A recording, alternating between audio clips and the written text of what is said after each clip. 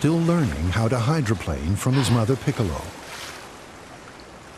He needs to get things right, as he'll have to fend for himself when Piccolo's new calf is born. But he's not having much success.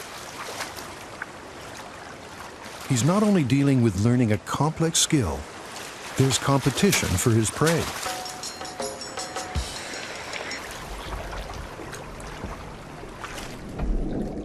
After a few hours of frenetic activity, the pace slows. Hydroplaning is extremely energy intensive, and the moms gather their calves and head for a sandbar offshore from Monkey Maya, where they like to rest. On the way, they pass by one of the other dolphin dynasties in the area, known as the Spongers. The Spongers are a unique group of animals. They're some of the best documented cetaceans in the world, because these are the only dolphins on the planet that use sponges as tools. This group consists of Demi, her daughter Dodger, and Dudley, Dodger's 2-year-old male calf. Sponging is a remarkable foraging technique. The spongers hunt well away from the beach dolphins in the deep water channels between the seagrass beds.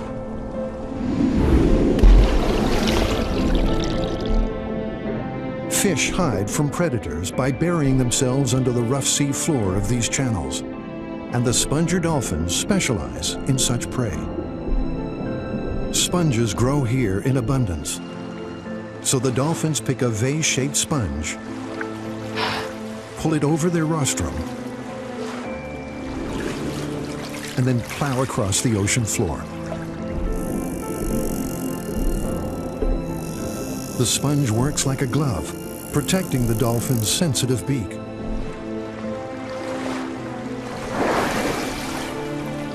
As they plow, the dolphins flush out their prey from under the sand.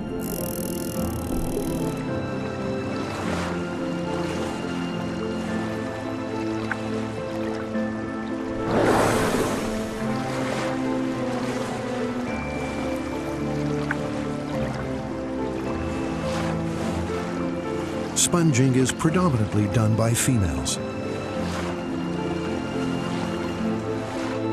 They pass the technique onto their offspring in the same way the beach dolphins have taught their young hydroplaning. In this way, the spongers have raised their own completely separate dynasty within Shark Bay.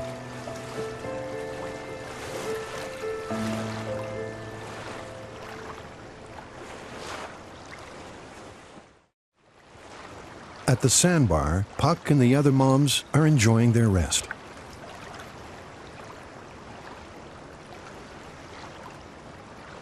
But the young dolphins have endless energy.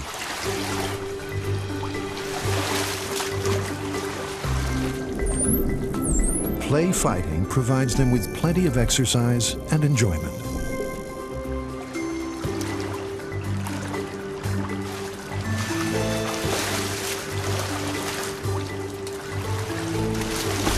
And it also equips the young males with useful social skills.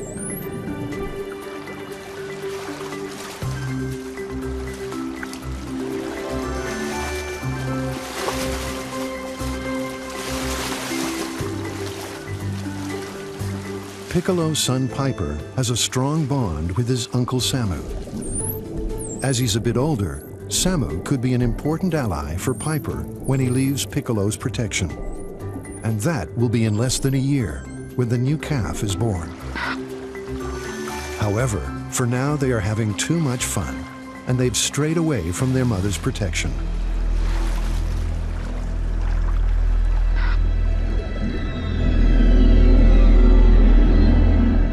A dark shadow looms out of the murky water.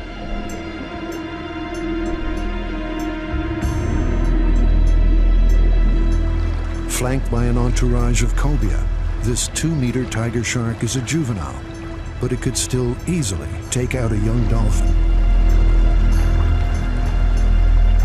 Engrossed in their playtime, Piper and Samu are blissfully unaware of the danger. The shadow edges closer.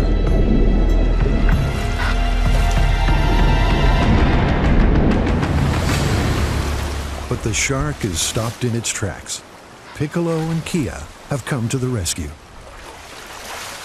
Their mere presence is enough to deter the shark. Dolphins can maim or even kill sharks by ramming them with their snouts. Shaken, the young dolphins seek comfort from their moms. The young ones are safe, at least for now.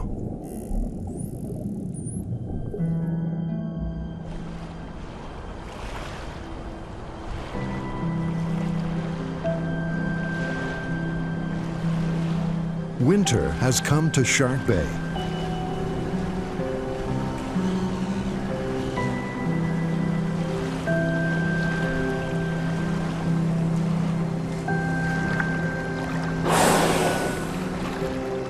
Offshore, the humpback whale migration is in full swing as the raucous animals pass by on their journey to the northern breeding grounds.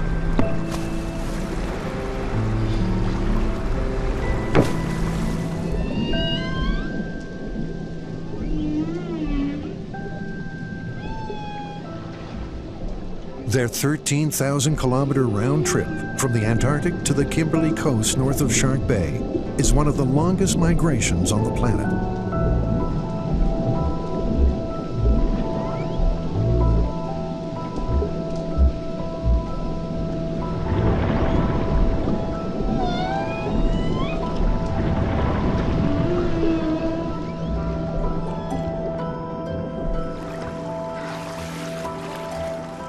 In the bay, Puck's son Samu heads off on his own. At 5, he's an adolescent and beginning to forge a life away from his family.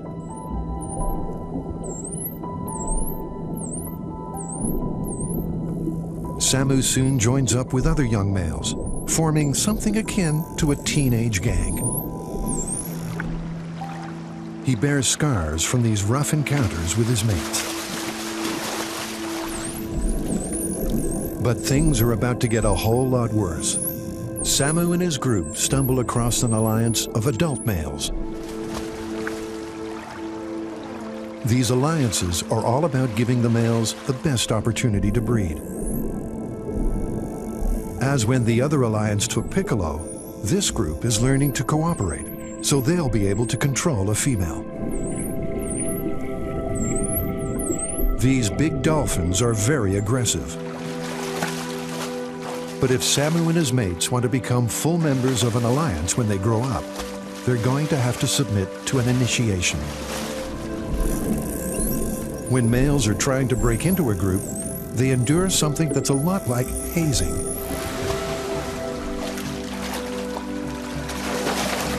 The group will make one of the males it, and they'll mount and goose and harass him.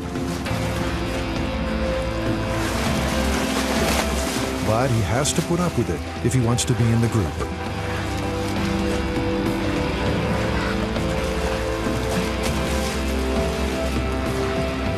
Goosing is when one dolphin rams another in the genitals. It's a sensitive area, and it hurts. Some males will try to penetrate another's genital slit. This too is painful. So the one thing you really don't want to be is it. The males try everything to avoid being it. They'll swim in circles to get behind the others.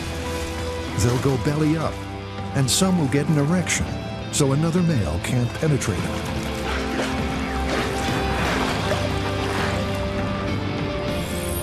Samu is big for his age, and when another juvenile called Huff becomes the target of the mob, he joins in.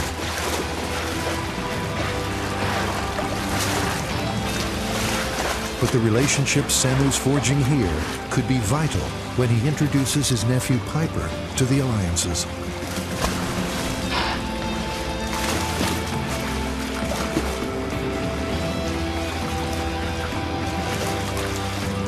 Before he can become a target himself, Samu decides to quit. He dives, changes direction, and escapes.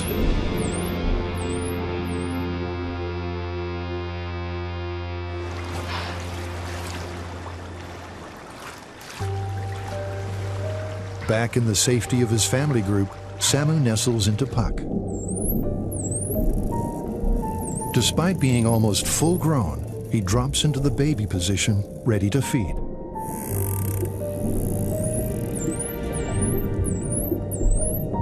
The extra nutrition he gets from suckling accounts for his size.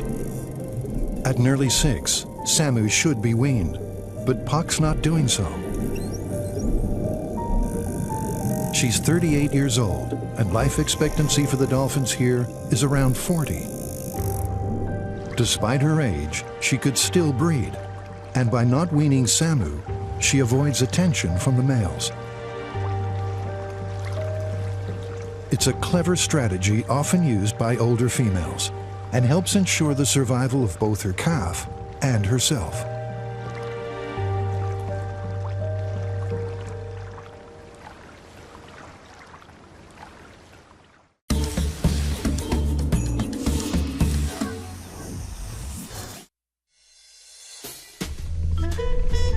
Yeah, that's me, the coolest cat on Earth. Oh, he's at it again. That's right. Hear me roar. Arrogant so-and-so. I don't see Nat Geo Wild dedicating a whole day to you. A species that speaks for itself. World Lions Day starts Thursday, August 10th from 6 on Nat Geo Wild.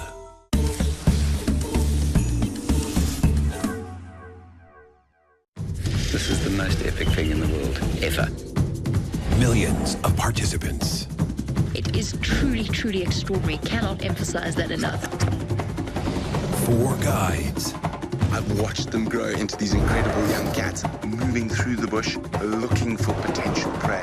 1 mission. In the African bush, this is Safari Live. Safari Live. Wednesdays at 6 on Nat Geo Wild. Every living thing on Earth has a different idea of home. From the most brutal to the most tranquil, and everything in between.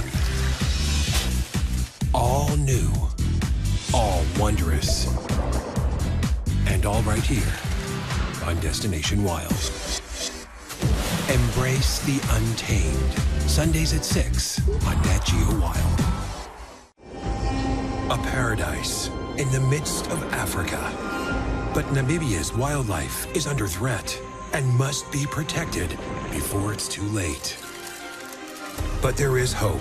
Teams of experts from all over are joining forces to save this incredible sanctuary. Find out how in a brand new Mission Critical, Namibia, Sanctuary of Giants. Premieres Saturday, July 29th at 6 on Nat Geo Wild.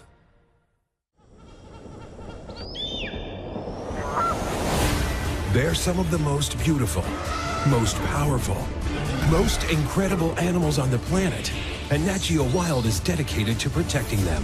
The forest is disappearing. It's a sad story, but one that we have to tell. Join us as we venture deep inside the wild places they call home and find out what can be done to save them.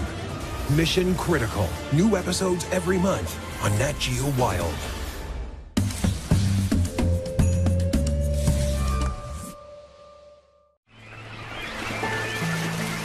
Spring has arrived.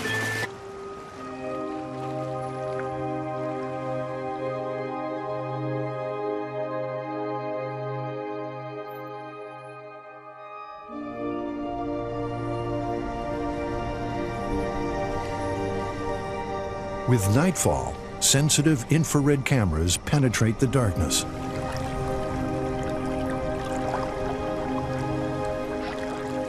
They're about to reveal something never captured before: hydroplaning at night.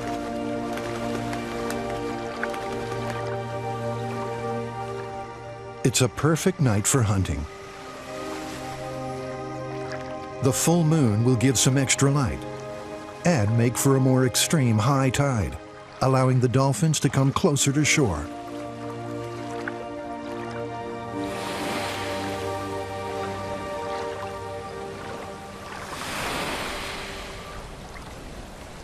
This is one of the Puck Dynasty's favorite hunting beaches.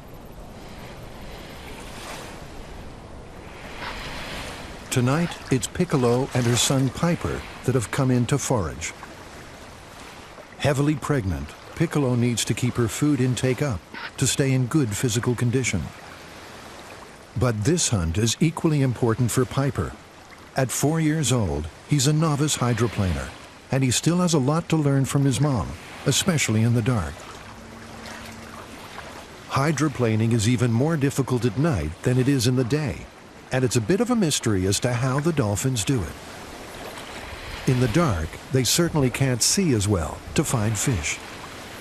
And because this close to shore, their echolocation is less effective, to hunt successfully, they must be using other senses. Scientists speculate that they may be more sensitive to motion than we understand, picking up the fish's movements and pinpointing them that way.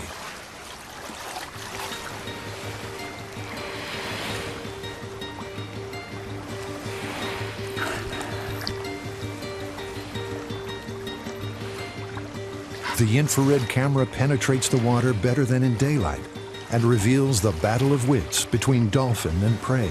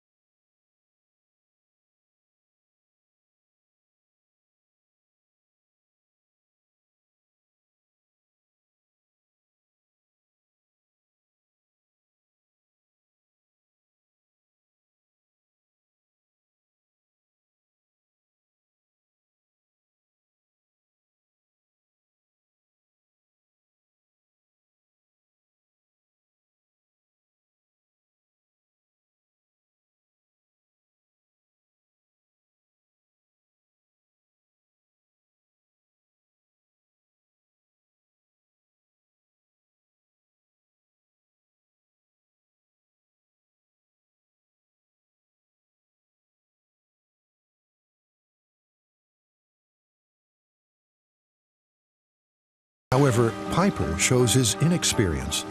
He hydroplanes too far and causes himself a bit of a panic.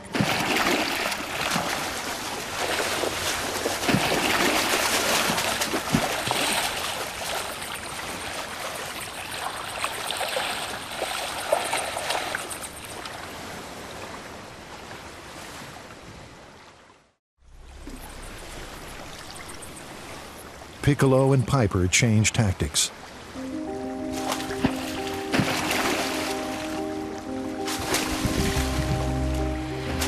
They frighten the fish out of safety.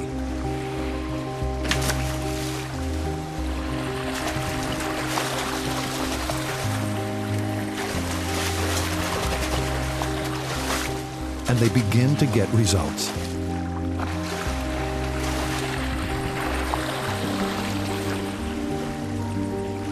At last, Piper has his first success.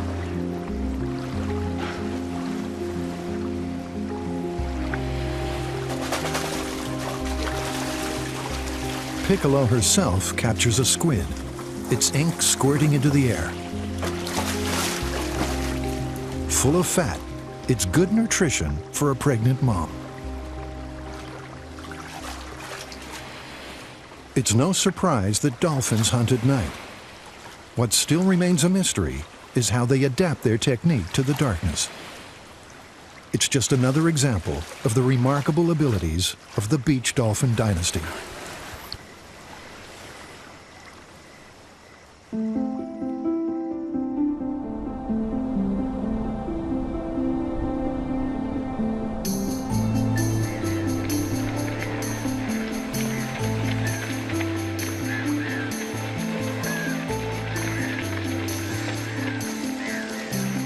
Daybreak finds Piper still foraging in the shallows.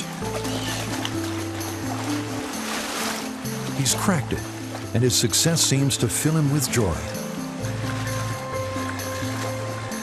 He throws the fish into the air repeatedly and seems to be showing off. But more likely, it's so he can stun the fish and orient it head first to make it easy to swallow. He's becoming a skilled hydroplaner, and just in time, as Piccolo has decided that this is the moment to wean him. Despite his noisy protestations, she'll no longer let him feed from her. Piper persists, and finally her patience snaps.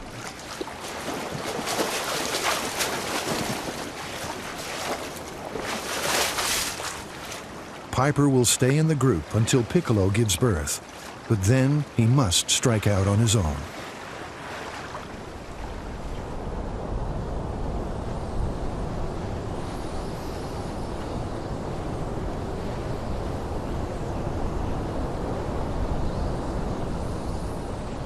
The strong winds of early summer pummel the waters of Shark Bay. The beach dolphin family are in the shallows. A tiny shape pops up next to Piccolo.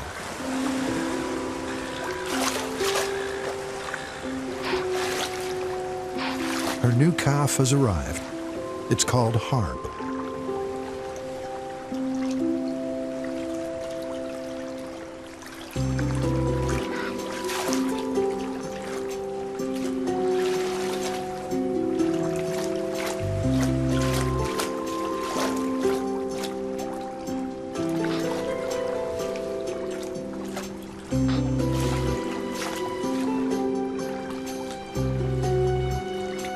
The calf frolics about, but can't yet swim far.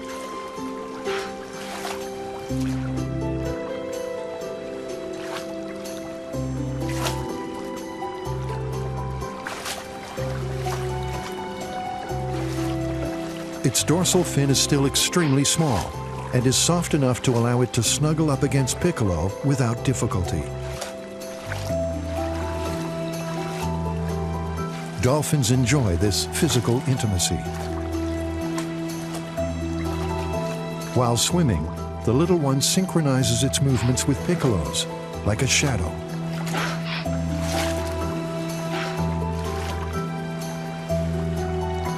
For at least a week, Piccolo won't eat much. Her attention will be fully on Harp.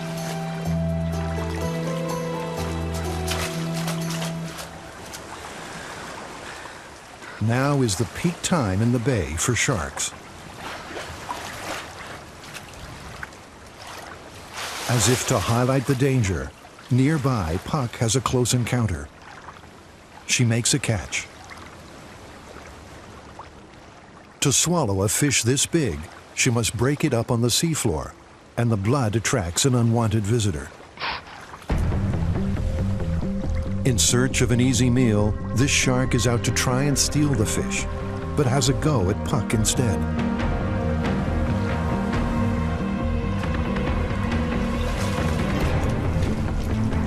When hunting, sharks often simply take a random bite and just move on. Even on an adult dolphin, the wounds such a bite inflicts can be severe and even fatal.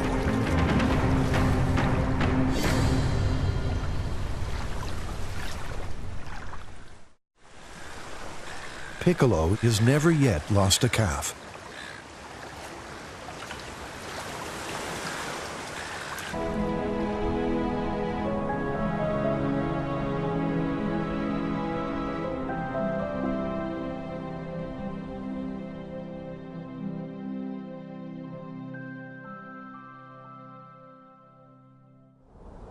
It's the 4th day since Piccolo's calf was born. She has come to the beach in the early morning, but she's alone. There's no sign of Harp anywhere. It's most likely that a shark has taken the little one in the night. For the first time in her life, Piccolo has lost a calf, and she seems to be distraught.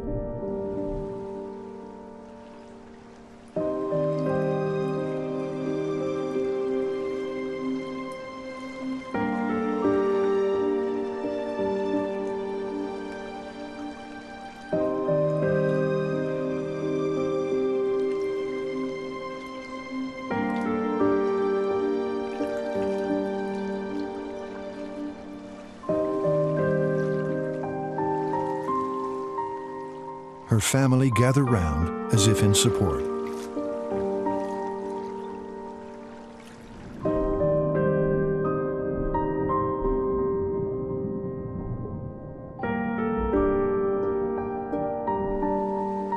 She's joined by Bliss.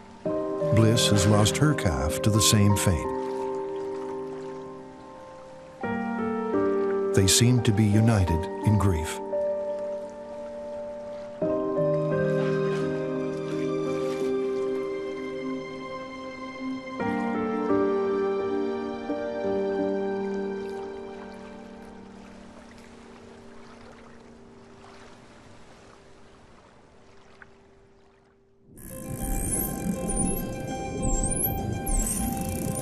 Life is slowly returning to normal for the beach dolphins.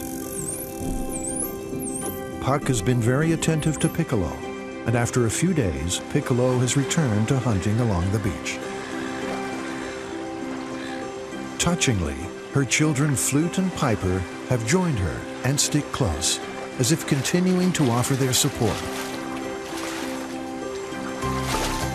There's even some good news. Piccolo's a grandmother. Her daughter Eden has a new calf named Holiday. The new arrival has strengthened the family bonds. Great Uncle Samu even takes on some babysitting duty.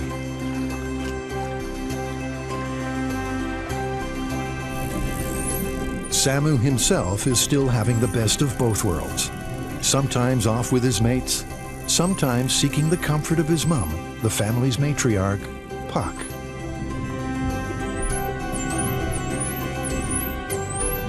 Now 39 and a great-grandmother, Puck has reached a venerable age for a wild dolphin.